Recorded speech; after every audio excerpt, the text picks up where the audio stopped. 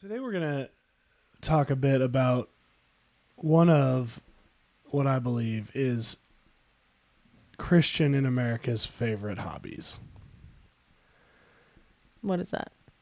Raising children. So I want to talk a bit about what is the purpose actually of raising children, and then what does it become and what's the net effect of that? If you're watching this and you're going, hey, I thought this was a marriage thing, it is. And this matters because tons of couples can get sideways by how they raise their kids, not being on the same page with that. Sure. And those things really affect your marriage. And so maybe that's not you listening to this, but I guarantee you know someone who it's the case for. So stick with us and let's talk a bit about hobby parenting. Let's get into that.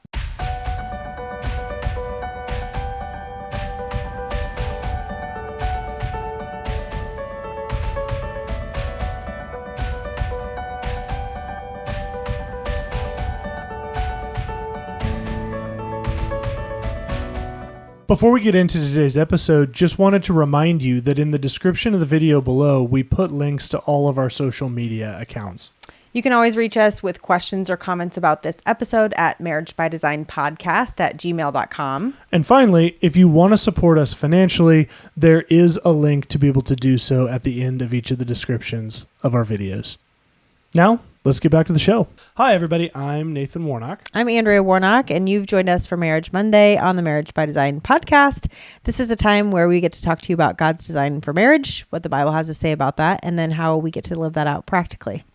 That's right. So today we're going to talk about something, and when we teased this last week, we mentioned that you and I are not necessarily on the same page with regards to parenting. That Right. sounds worse than it probably really is, if we're honest. But you and I have butted heads about this in the past, and probably part of the issue is that I don't have what some might call maternal instincts because I don't have maternal.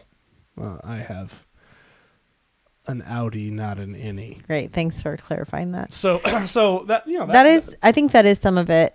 I think we approach parenting differently, and we think about parenting very differently, and that it becomes less of an issue the longer that we're parenting, because Sure. I think with a lot of things in life, with age comes maturity, and you realize the things that are okay, Sure. that are, different, that somebody does differently than you, and you're like, that's okay, and so Nathan and I are extremely different in the way that we think about parenting and the way that we parent. Right.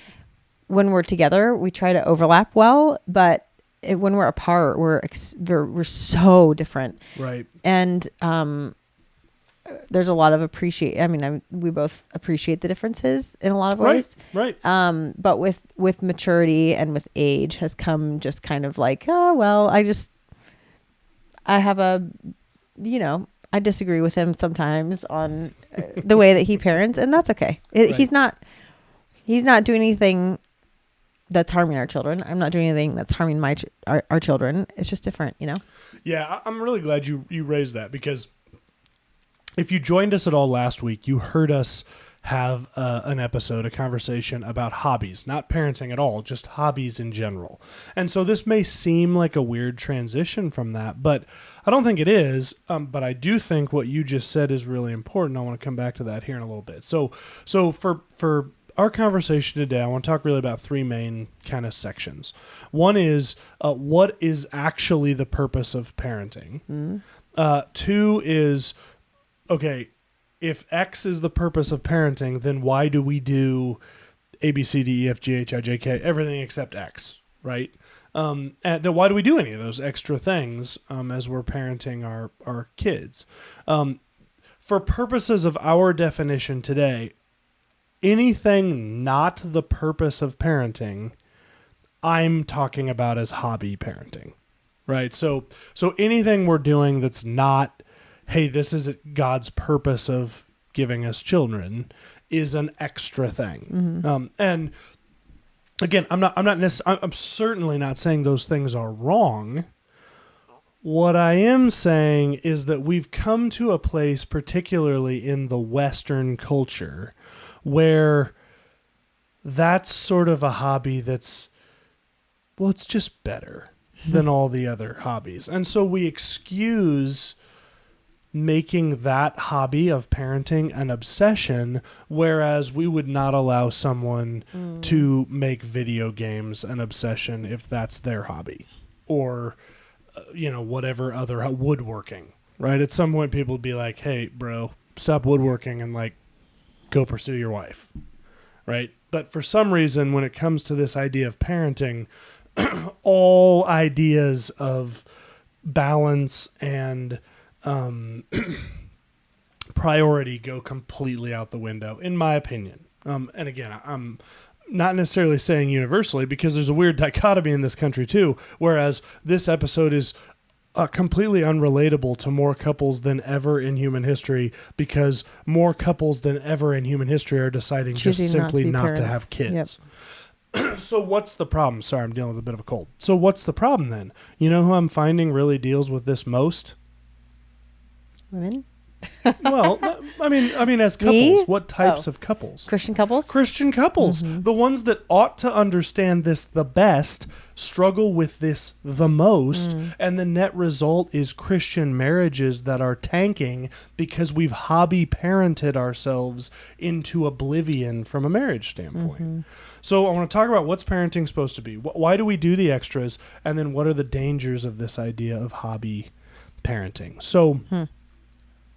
So, babe, what's the purpose of parent? Let's start super basic. Sunday school question. Where might we go to see what the purpose of parenting is? Well, the answer's either got to be God, Jesus, or the Bible. God, Jesus, ding, Bible. ding, ding, all three. That's right. Yeah, that's right. So, yeah, we, of course, go to the Bible. The Bible is a great source of finding out what we should be doing with this parenting thing. That's right. So there's a lot of great stuff in there. And then, of course, just going beyond the Bible, seeking the Lord and in our relationship with the Lord to find out specifically, how do I parent this child? How does this look in my family is really important. Okay, so I'm going to read a few to give us sort of train up the child in the way he should go. Yep, that's the very first one. Proverbs 22:6. Train up a child in the way he should go. Even when he's old, he will not depart from it. Or it will not depart from him. Yep. Right. Psalm 127:3-5. Behold, children are a heritage from the Lord, the fruit of the womb a reward. Like arrows in the hand of a warrior are the children of one's youth. Blessed is the man who fills his quiver with them. He shall not be put to shame when he speaks with his enemies at the gate. Ephesians 6:1-4. Children, obey your parents in the Lord, for this is right. Honor your father and mother. This is the first command with a promise, that it may go well with you and that you may live long in the land. Fathers, do not provoke your children to anger, but bring them up in the discipline and instruction of the Lord. Deuteronomy 6:5-9. You shall love the Lord your God with all your heart and with all your soul and with all your might. And these words that I command you today shall be on your heart. You shall teach them diligently to your children, and shall talk of them when you sit in your house, and when you walk by the way, and when you lie down, and when you rise. You shall bind them as a sign on your hand, and they shall be as frontlets between your eyes. You shall write them on the doorposts of your home and on your gates. Hebrews 12:7-11. It is discipline that you have to endure. God is treating you as sons. For what son is there whom his father does not discipline? If you're left without discipline, in which all have participated, then you are illegitimate children and not sons. Besides this, we have had earthly fathers who disciplined us, and we respected them. Shall we not much more be subject to the Father of spirits and live? For they disciplined us a short time as seemed best to them, but he disciplines us for our good, that we may share his holiness. So, babe, first of all, are there any verses, like, do you think that paints a pretty good That's great picture of what the call of parenting is? Yep. Okay, so what things do we pull out of there that we would say, this is the job as parents? And I know, not just necessarily from these verses, but you have a good understanding of what the Bible says about parenting. So what would you say? Our primary role is to ourselves have a solid relationship with the Lord, so that can be pouring out over our children. Mm-hmm. And that can be the source of teaching our children about the Lord. And so, showing our kids, teaching our kids about the Lord and the things of the Lord is a priority. Disciplining them. There's a lot about discipline, Yep. choosing to discipline them, to help them be who the Lord created them to be. That word discipline, Mm-hmm. the root word of that is disciple. Disciple, right? Which means, as a Latin teacher, babe, what is the Latin word? Discipuli, Which means what? Student. That's right. Sometimes we forget. We're teaching. Like when we think of discipline in 2023, I think oftentimes people think of punishment. That's not what discipline means. No, it's supposed to be they're a student, you're a teacher, you're trying to mold them and shape them and teach them right and wrong, the things that they shouldn't be doing and should be doing. Right. So if you have this idea that, man, I got to really crack the whip on my kids and I got to really put the screws to them and I got to really, because my job's to just really, bring punishment when they're acting the fool, you've really missed it with regards to thinking about your children. Now, is there a time for that? Of course, particularly if you've taught them, if you've given them the opportunity to learn whatever the lesson is you're trying to teach them, and they're choosing to continue to rebel against that, that's a different thing. But the core purpose of what we're trying to do here as parents is to make our children students. Well, students of what? Well, a couple of things. Students of the Lord, of course. Students of this earth that the Lord created, upon which we're sent. I heard a fascinating thing in church today that I've really been reflecting on, and it's that verse in Philippians about your citizenship is in heaven, and how so often we think of that as meaning like, well, who gives a crap what happens here on earth because my citizenship's in heaven. That's not what that meant to Romans at the time of Paul. What that meant was your job isn't to take yourself to the place where you're a citizen. Your job was to bring Rome to wherever you lived. That was what it meant to be a Roman citizenship. So our job is to bring citizenship in heaven here to my marriage, to my family. And so when I'm discipling my children, the question is, am I teaching them what it means? Am I making them a student of the citizenship of eternity? And am I teaching them how to bring that here? That's the job. Yeah. Yeah. And it talks about children are like quivers in the, what is it? Arrows the arrows. Yeah. And arrows in the quiver. Yeah. So the point is, you're molding them and shaping them and teaching them so that when they're shot out, when they leave your home, they then become a disciple, their own disciple for the Lord, helping to teach and train other disciples. That's right. Building legacy. Exactly. Legacy. Right. I mean, an arrow is, we shoot an arrow, we're trying to hit something way over there where I'm not standing. Yep. That's what our kids do. They're going to, you're launching them off and they're going to impact the world potentially long after you're gone, because of you launching them, out of the bow of your life into the world. So that's the job. So then I think it's safe to say, then what's not the job, right? And we could be here. This could be a 50-hour podcast if we went through all the things. But if that's the job, then is entertainment the job? Yes. Oh, no. No. It's a Freudian slip there. Don't worry, I'll edit that out.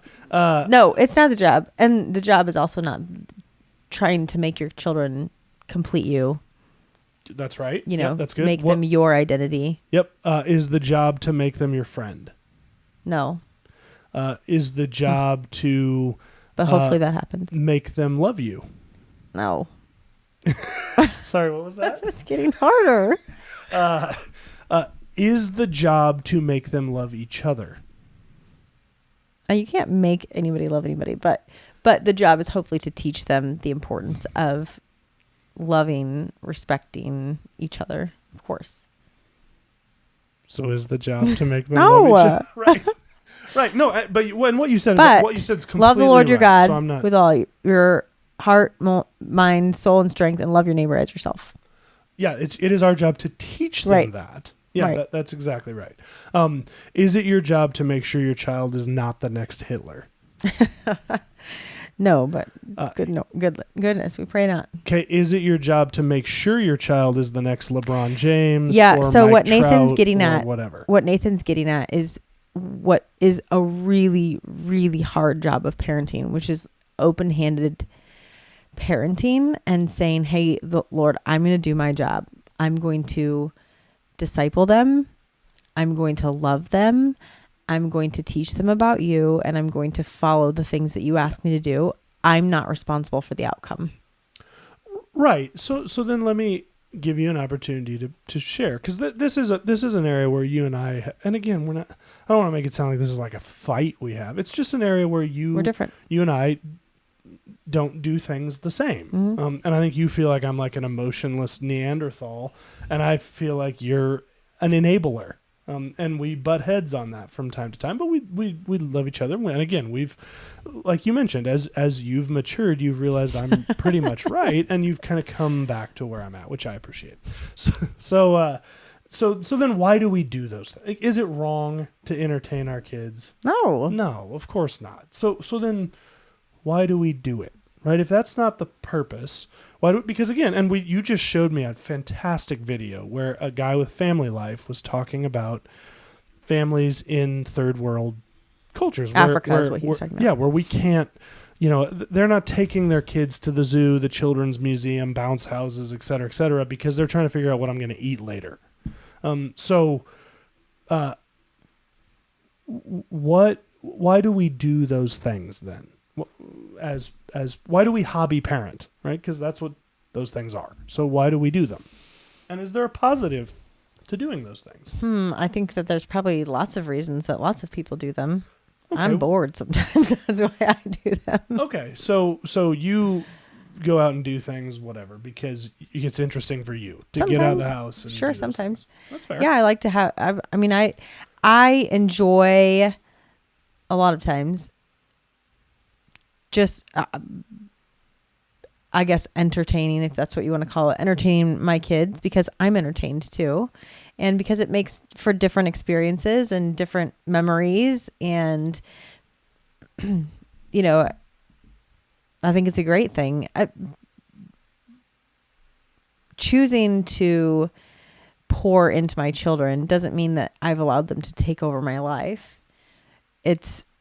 But for this period of time, my children are one of the greatest callings in my life, right? Raising my children is one of the most important callings in my life for this period of time. And if I'm not choosing to take that seriously, I think I'm doing a poor job, probably. Yeah, right? and I don't totally. I agree with what you're saying. There's no doubt that next to your and my marriage, raising God's children, because that's the right way of thinking about it. They're God's children, right? Andrea and I did the deed, but He provided the child. So yeah, I think you're talking about entertaining them, and I'm talking about pouring into them. Like I see it differently. I think you see that as entertaining them. I see it as I'm pouring into them. So then let me ask you, if Jackson and I wanted to play video games for 3.5 hours one morning, and I told you, well, babe, I think it's fine because I'm pouring into him, would that be allowed? Would you like to look at the research on? Okay, that's fine. But again, and you just showed me a couple of videos, the research is in on us entertaining our children and all that kind of stuff too. The research is in on, yes, child-centric homes. Right. But the more of those things we do, the more the message we're sending our kids is it's about you.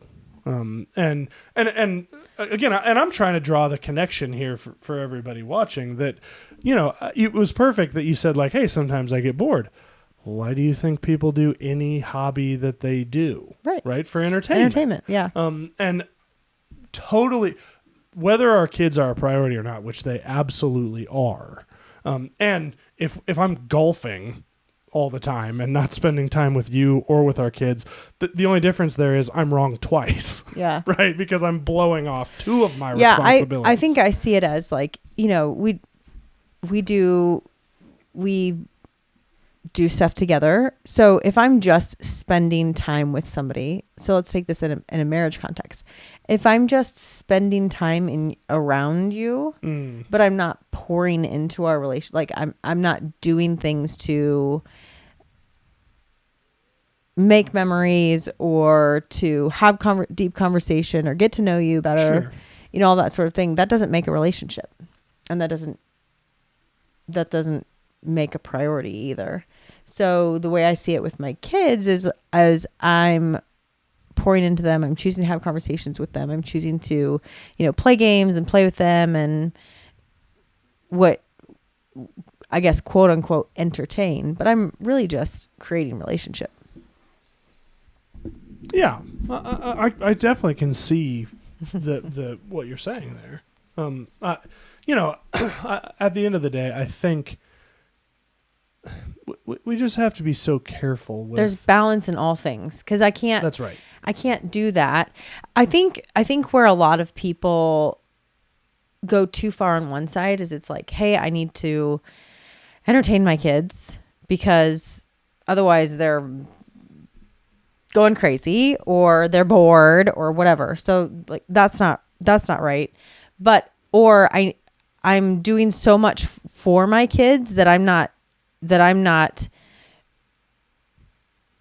getting the things done that I need to get done. We're not getting, or we as a family aren't getting the things done that need to get done. Or it's just our lives are always about what the kids are doing or what we need to do with the kids. Or they have no responsibility because I just want to make it all about them all the time, Yeah. Yeah, and I think there needs to be balance. Yeah, and part of that needs to become a question that we ask ourselves, and this is not universally a female problem, although it is more a female problem than it is a male problem, in the same way that some of these other hobbies we talked about last week tend to be more of a male, and we addressed this last week, tend to be more of a male problem than a female problem. And again, it's the maternal, it's the way God made us to be, made women and men, made women to desire to nurture. That's part of the gifting that God gave you ladies. But where it can get out of whack is when it starts to become an obsession. And obsession's probably too strong of a word, but it starts to become something that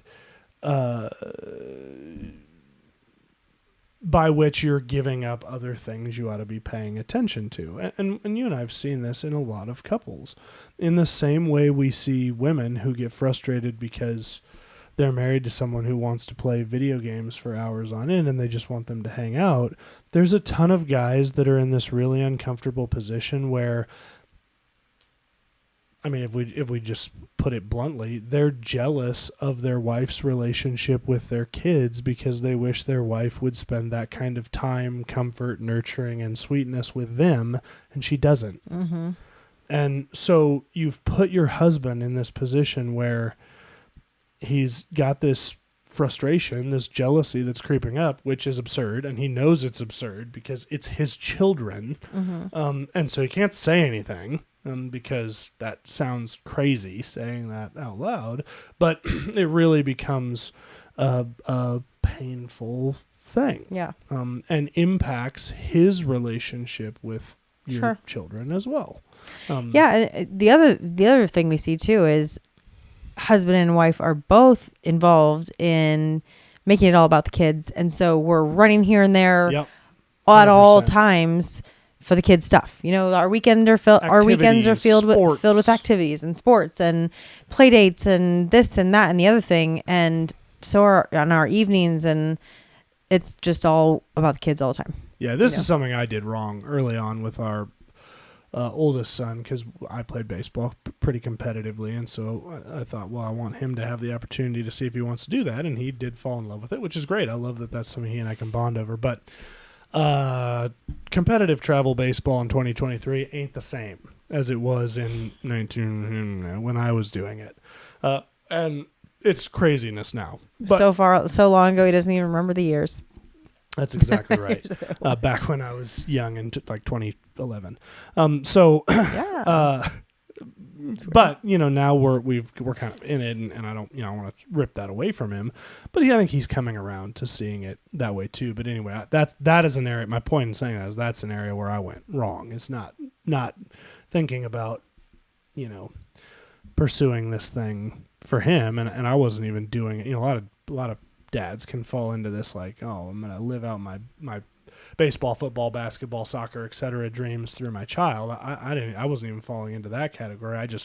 I loved the game, and I thought, oh, it'd be great if he loved the game, and he does. Mm-hmm. But it dominates our time, and now with 5 kids, it's a lot of time away from the other kids, and it's hurtful to them. And I wish I would have had better foresight back sure. then. But so what other dangers, babe? I mean, what's the danger? And you just shared a video with me on this. What's the danger?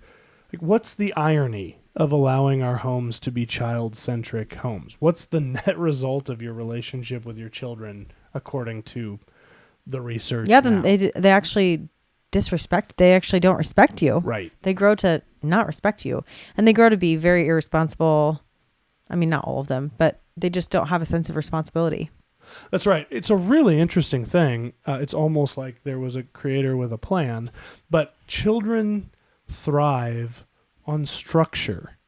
It gives them a sense of security, and security is really important to the growing psyche of a child, the sort of 0 through 11, 12, 13-year-old mentality. It's really important to have a stable home situation. And the problem is nothing undermines stability faster than not having structure, right? If mom and dad say, hey, this is the expectation, you go to bed at 9, and sometimes it's enforced, sometimes it's not. It undermines the structure of the home and actually damages the psychological growth of that child, because they need to know their structure and boundaries. Right.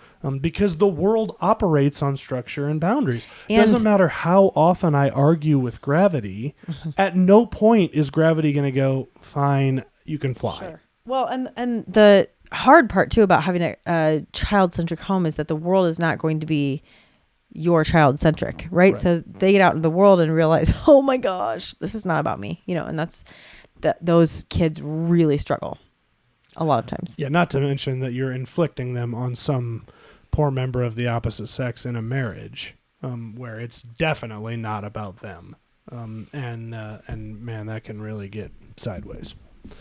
Moving on. Anything else? Nope.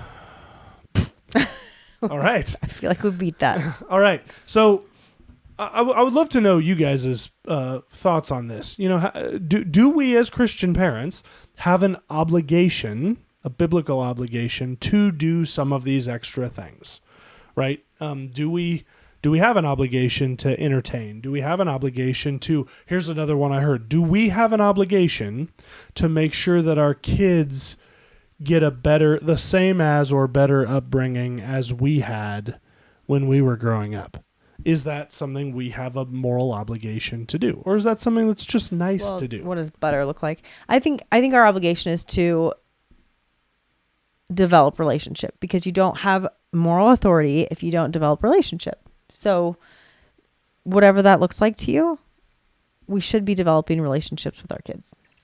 What do you think? Love to have you put your thoughts down in the comments below. If you're listening on audio, thanks for joining us. Love to have you pop over to our Facebook page. That's Marriage by Design Podcast on Facebook. And put your comment or send us a message there so we can kind of compile those and see what you guys think about this particular issue.